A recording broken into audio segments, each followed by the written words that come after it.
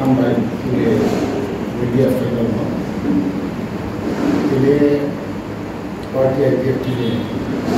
तथा राज्य कार्यक्रम कमिटी के बहुत इम्पोर्टेंट एक्टिविटी ini meeting মূলত আলোচনা বিষয় অংশা বর্তমান ত্রিপুরা হাওয়া রাজনৈতিক পরিস্থিতি এবং তিনি পার্টি IPFT নিয়ে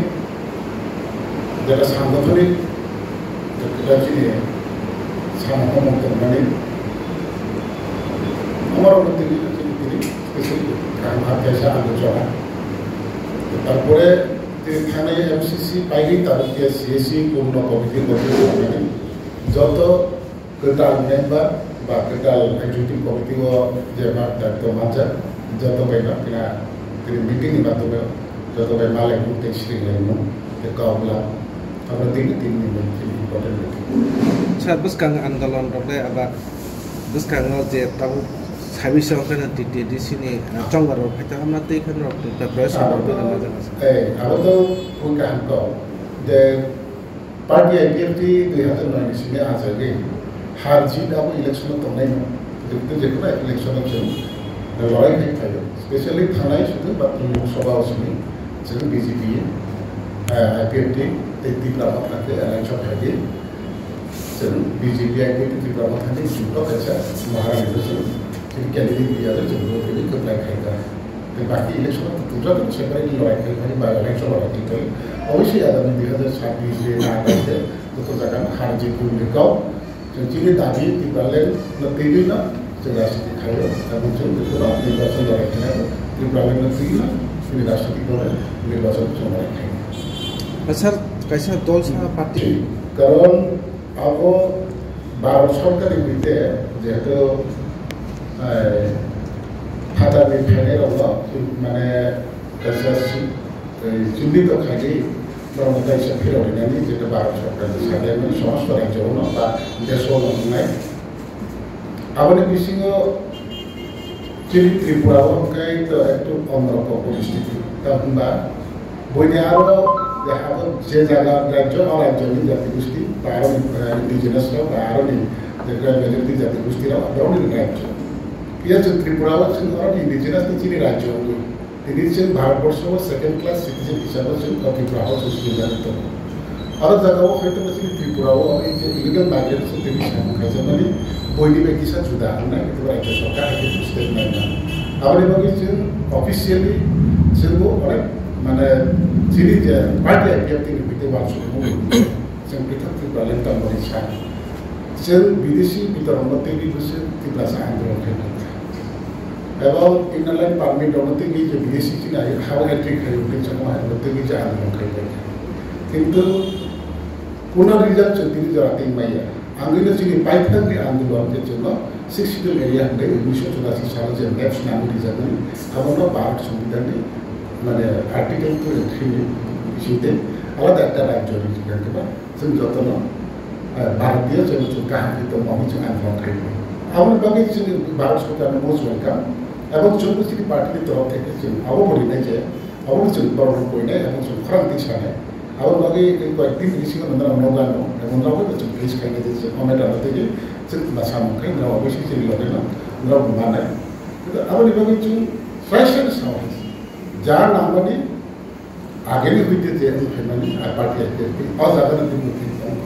এবং তারও যে ভারত সরকার দেশের মানে এবং লোকে চিন্তা পেলে না ভারত সরকার হামবাই মারব যে কার্যকরী কামকে খাইতাম এবং অন্যান্য স্টেট খাইনো হাই চীনে আরো খাইতাম বা যদি রাজ্য সরকার যদি মাই স্টেট নাই আগে আবার বাকি চিন্তা স্টেট না গাও সারা না ভারত আজকে 15 তারিখ জুন 2025 আগরতলা প্রেস ক্লাব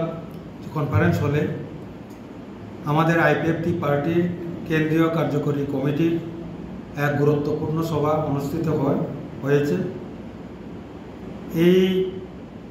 কেন্দ্রীয় কার্যকরী কমিটির যে মিটিংয়ে মূলত তিনটা এজেন্ডাকে নিয়ে মূলত আলোচনা হয়েছে এবং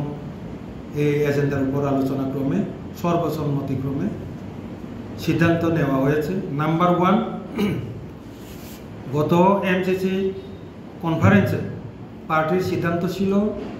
যে এই জুন মাসের মধ্যে, চলতি জুন মাসের মধ্যে আমাদের আইপিএফটি ডিভিশন কমিটি যেগুলো একটা কমিটি ছিল তা পূর্ণাঙ্গ কমিটি করতে হবে, আর সেটাকে লক্ষ্য রেখে আগামী 30 তারিখ জুনের মধ্যে কোন কোন ডিভিশন কমিটি কবে হবে তার একটা প্রোগ্রাম তৈরি করা হয়েছে এবং সেই প্রোগ্রাম অনুযায়ী প্রত্যেকটা ডিভিশনের জন্য কমিটি গঠনের জন্য অবজারভার নিযুক্ত করা হয়েছে। দ্বিতীয়ত যে বিষয় সেটি হলো 23 তারিখ অগাস্ট। আপনারা সবাই জানেন যে 23 তারিখ অগাস্ট প্রত্যেক বছর আমরা ত্রিপুরাল্যান্ড স্টেটহুড ডিমান্ডে দাবি দিবস, ত্রিপুরাল্যান্ড দাবি দিবস হিসাবে আমরা পালন করে এসেছি। এইবার দিল্লিতে না গিয়ে আমরা, যেহেতু সামনে 2026-এ ইলেকশন আছে, এডিসি ইলেকশন, সেই এডিসি ইলেকশনকে গুরুত্ব দিয়ে এই 23 তারিখ অগাস্ট দিল্লিতে না গিয়ে আমরা আগরতলায়, ত্রিপুরা রাজ্যের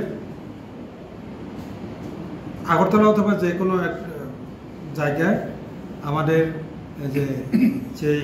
দাবি দিবস উদযাপনের যে প্রোগ্রাম আমরা করার সিদ্ধান্ত নিয়েছি। আর তার জন্য আজকে স্টেট লেভেল একটা কমিটিও গঠিত হয়েছে এবং পরবর্তী সময়ে প্রিপারেটরি কমিটিও গঠিত হবে। 3 নাম্বার যে বর্তমান যে কারেন্ট ইস্যু রাজ্যে, যেটা ইলিগাল মাইগ্রেন্ট, এটার ব্যাপারে আমরা গত প্রেস মিটেও আমরা ঘোষণা করেছিলাম যে আজকের যে মিটিংয়ে একটা সিদ্ধান্ত নেওয়া হবে। তো এই সিদ্ধান্ত মোতাবেক আজকে আলোচনা হয়, সর্বসম্মতিক্রমে সিদ্ধান্ত হয়। আগামী 1-2 দিনের মধ্যে আমরা আইপিএফটি, তার ভ্রাতৃপ্রতিম সংগঠন আইডব্লিউএফটি,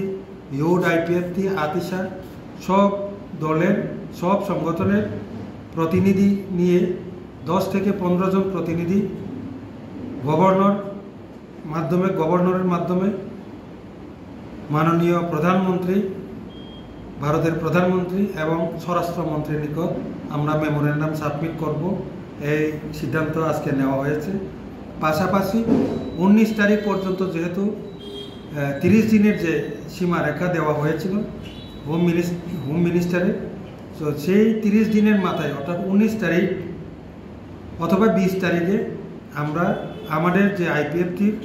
প্রতিনিধি দল মাননীয় মুখ্যমন্ত্রী ত্রিপুরা সরকারের নিকট আমরা লেখা করব। লেটেস্ট যে ত্রিপুরা রাজ্যের কী পজিশন আছে